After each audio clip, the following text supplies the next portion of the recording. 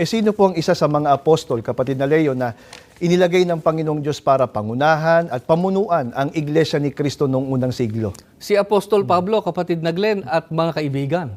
At ito po ang ating mababasa dito po sa Colosas 1:25. Pakinggan po ninyo ang pahayag mismo ni Apostol Pablo. Na ako'y ginawang ministro nito ayon sa pamamahala na mula sa Diyos, na ibinigay sa akin para sa inyo upang maipahayag ang salita ng Diyos.